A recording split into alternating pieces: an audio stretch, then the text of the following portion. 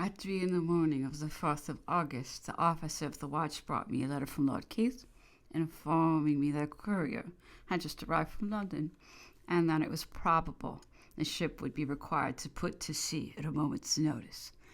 In consequence of this order, we unmoored at daylight, bent the top gallant sails, and made other preparations for getting under way. The Frenchmen were very watchful of our motions, appeared much alarmed and annoyed, and questioned me frequently as to the cause. I told them what was literally the fact, that I had received directions to be ready to put to sea, but had no orders to carry it into effect, and that was all I knew.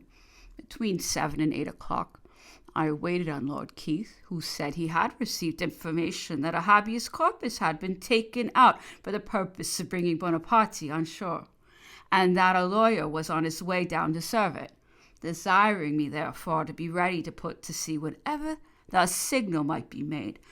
On returning on board, I had an interview with Bonaparte, who was very urgent to know why the ship was preparing for sea.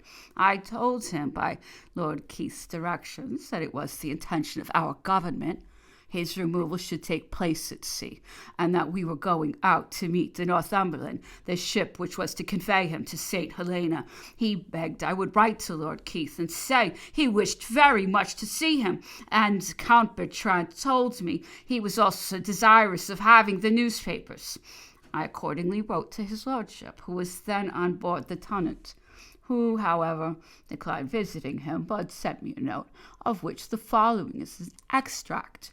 I send you the paper, and shall be glad to hear the determination of the general, whom you may inform that the answers arrived from London, and that I have no authority to alter in any degree any part of the former communication which induces me to wish the selection of the persons he is inclined should attend him.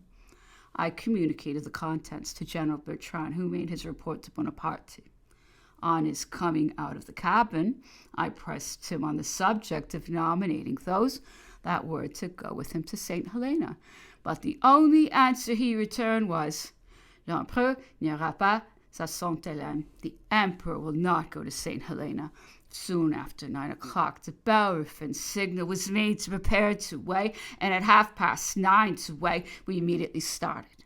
At the light air of wind that blew was right into the Sound, and the flood tide against us. The guard boats were sent ahead to tow, but soon observing a suspicious-looking person in a boat approaching the ship, I ordered one of them to cast off, keep under the ship's stern, and not allow any shore boat, under any pretext, to come near us. The person alluded to proved afterwards to have been the lawyer mentioned by Lord Keith, not with a habeas corpus, but a subpoena for Bonaparte to attend a trial at the Court of King's Bench as a witness. He was, however, foiled, as Lord Keith avoided him and got on board the Prometheus off the Ramhead, where he remained until joined by the Tonnant, while the guard boat prevented him from approaching near enough to the Bellerophon to serve his writ on me.